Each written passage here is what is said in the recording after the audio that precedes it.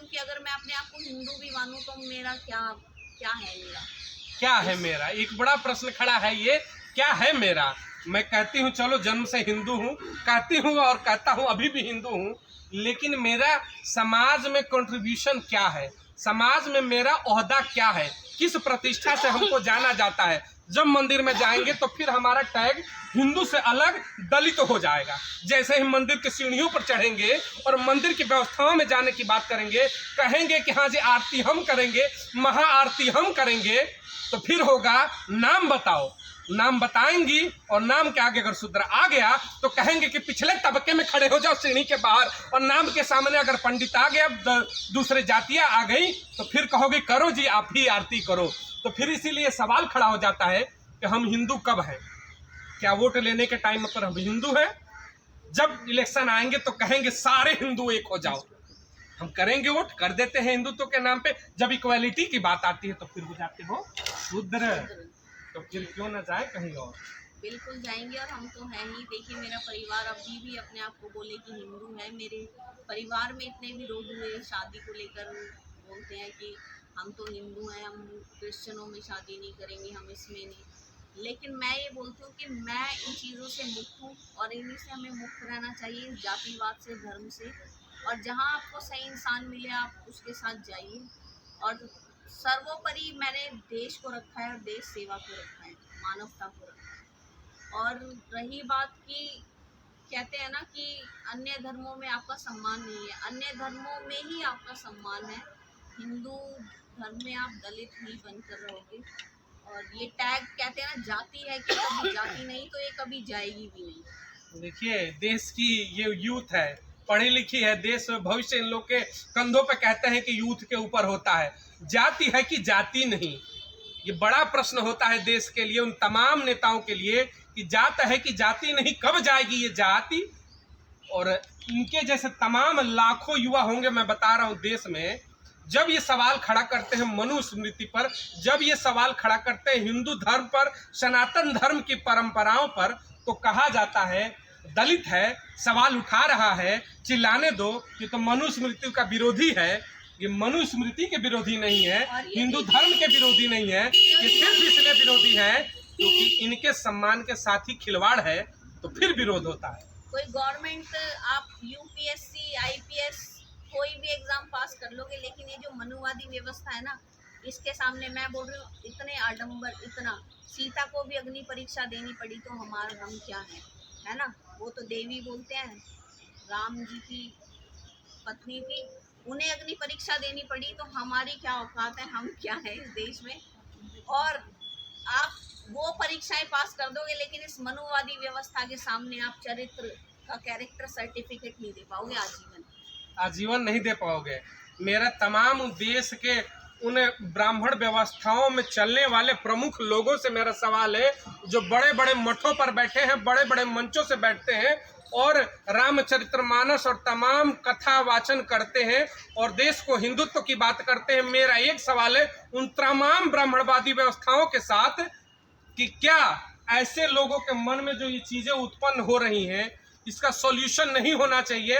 ऐसे यूथ जो आपके ही धर्म से, परिवार इसी धर्म को मानता है लेकिन बच्चों के मन में विमुखता आ गई है, तो आपका फर्ज नहीं बनता है क्या कि ऐसे युवाओं के बीच में जाए, हकीकत बताएं, इनको मुख्य धारा में लाएं? जब तक बांट के रखोगे, हिंदुत्व की बात करोगे लेकिन एक धड़े में कुछ वर्ग को बैठा कर रखोगे सम्मान के साथ, और उसी हिंदुत्व में दूसरे धड़े में अपमान के साथ ऐसे दलित युवाओं को बैठाओगे, तो विरोध होगा, विरोध होगा और हमेशा ही विरोध होगा।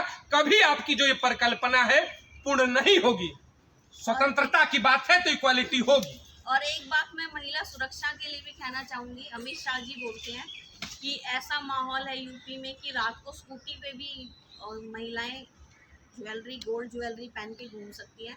मैं बोल रही हूँ यूपी की तो बात छोड़ो, आप दिल्ली में, मैं बोल रही हूँ कोई भी सरकार है, केजरीवाल सरकार है, क्या ऐसी हमें स्वतंत्रता है कि हम अगर रोड पर खड़े भी हैं रात के 12 बजे भी, तो क्या हम सुरक्षित हैं? क्या कोई हमें नुकसान, ऐसा कोई है कि हमें नुकसान ना पहुंचे? हमें इतना भरोसा है अपनी पुलिस पर या अपनी इस सरकार पर कि हाँ हम सुरक्षित खड़े हैं। इस दिल्ली का दिल कहलाए जाने वाले कनॉट प्लेस में हम खड़े हैं। अगर मैं कहती हूँ अगर मैं रात के 12 बजे यहाँ खड़ी हूँ तो क्या मुझे इतनी स्वतंत्रता, इतनी सुरक्षित महसूस कर पाऊंगी? ये मुझे जवाब दो आप सरकार। सुरक्षा की बात कर रहे हैं, यहाँ जीवन को महत्व नहीं दिया जा रहा। आप सुरक्षा की बात कर रही हैं, होनी चाहिए सुरक्षा, लेकिन मैं सुरक्षा की बात नहीं करूंगा। सुरक्षा बहुत आगे की चीज होती है, आखिरी पायदान होता है। पहले मनुष्य को मनुष्य समझिए, इंसान है, कीड़ा मकोड़ा नहीं है। इस बराबरी को जिस दिन समझ जाएंगे, सुरक्षा भी मिल जाएगी। पहले तो मनुष्य ही नहीं समझा जाता है, अलग अलग धड़े में बांट दिए जाते हैं। आज भी तमाम मेरे वीडियो जो लोग देखेंगे तो उसमें लोग कुछ कमेंट करते हैं कि नहीं ऐसा नहीं है, दलितों की तो बहुत उत्थान हुए। मेरा चैलेंज है, आप ग्रामीण क्षेत्र में जाइए और आज भी देखिए, जमीन के जब मामले आते हैं तो किस तरीके से जमीनों के वो केस हो जाते हैं, किस तरीके से दुर्भाव के केस हो जाते हैं, किस तरीके से जाति के नाम पर आज भी छुआछूत उन ग्रामीण इलाकों में, शहरी इलाकों में भरा पड़ा है। और सबसे बड़ा प्रश्न, आज भी जब निचले तबके के काम की बात आती है, झाड़ू लगाने की बात आती है, शौच से साफ करने की बात आती है, तमाम ऐसे कर्म की बात आती है, आप, मेरा वादा है, आप पूरी लिस्ट उठा के देखो, 100 में से 99 एक वर्ग विशेष के मिलेंगे। और फिर आप कहते हो इक्वालिटी तो हो रही है जी, डेवलपमेंट तो सबका हो रहा है जी, तो फिर आज भी 1000 वर्ष पहले भी 100 में 100 थे, 1000 वर्ष बाद भी 100 में 99 एक जात वर्ग विशेष के लोग ही उस काम में जुड़े हैं। तो कहाँ बदलाव आया है? बदलाव आया है क्या? बदलाव तो नहीं आया। बदलाव सोच, मानसिकता वही है अभी भी, और अभी भी वही संघर्ष, रोटी कपड़ा और मकान के लिए दलित संघर्ष कर रहा है, और कोई बदलाव नहीं आया। जो हक अधिकार है, आरक्षण की बात करते हैं, वो भी छीनने की बात होती है मनुवादी व्यवस्था में। तो संविधान ही एक, और बाबा साहेब हमें हक अधिकार देकर गए, और हमें इसकी रक्षा करने के लिए लड़ना होगा, और आपस में एकजुट रहना पड़ेगा, संगठित रहना पड़ेगा। 2024 का चुनाव है, उसमें आपके मुख्य जो जिस पार्टी से जुड़ी है, भीम आजाद पार्टी, चंद्रशेखर रावण, क्या चेहरे बनेंगे? चेहरा तो वो है ही, और हम तो चाहते हैं कि वही बने प्रधानमंत्री आने वाले समय में, क्योंकि वही है जो इस देश के लिए अपने तन मन धन से और अपना जीवन देश को देते हैं, समर्पित हैं। और हम तो चाहते हैं कि वही आने वाले समय में प्रधानमंत्री बने। देश के तमाम जो आपके समाज वर्ग विशेष से 85% की जब बात करते हैं तो दलित और पिछड़ों की बात करते हैं, तो जो यूथ है उनको आप क्या संदेश देना चाहेंगी? एक छत पे आ जाओ, एक छत के नीचे आओ, अपने मुखिया को चुनते हैं और उनको लेकर लड़ाई लड़ते हैं, क्या संदेश? जी, मैं ये संदेश देना चाहूँगी, हमारे बहुजन जितने भी संगठन हैं, पार्टी हैं, सब साथ आए, और बहुजन ही नहीं, सबको। अगर आप चाहते हैं कि आपके बीच से आपके लोग, आप बोलते हो ना हमें कि हम हिंदू हैं, तो हम भी तो आप ही है ना, तो आपका भी समर्थन हमें चाहिए ना। हमने आपको बिठाया, अब आप हमें बिठाइए। अगर आप हमें नहीं समझते निम्न, तो मैं तो यही कहूँगी कि सब साथ आइए, और आने वाले समय में चंद्रशेखर आजाद जी को देश का प्रधानमंत्री बनाइए, और देश में बदलाव देखिएगा आप। सब साथ आइए, सब साथ आइए, और फिर वही बात आ जाएगी कि वोट हमारा, राज तुम्हारा नहीं चलेगा, वोट हमारा और राज हमारा। इन नीतियों पर इन लोग के तमाम आह्वान है कि जो भी समाज से जुड़े वर्ग है, मेरी तमाम बातों पर आप अपनी प्रतिक्रिया जरूर दीजिएगा कि क्या हमारे कहे गए वाक्यों में कोई चीज़ गलत है तो गलत जरूर साबित करिएगा। लेकिन तमाम चीज़ों पर जिनमें हमने चैलेंज किया, आज भी चैलेंज कर रहा हूँ फिर से कि पूरे देश में जाइए, वो व्यवस्थाएं आपको मिलेंगी।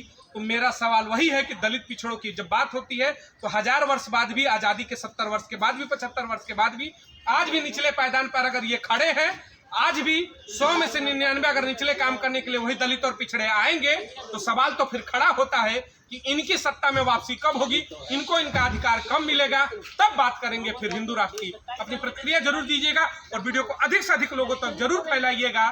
जय हिंद, जय भारत। दलित पिछड़ों का विकास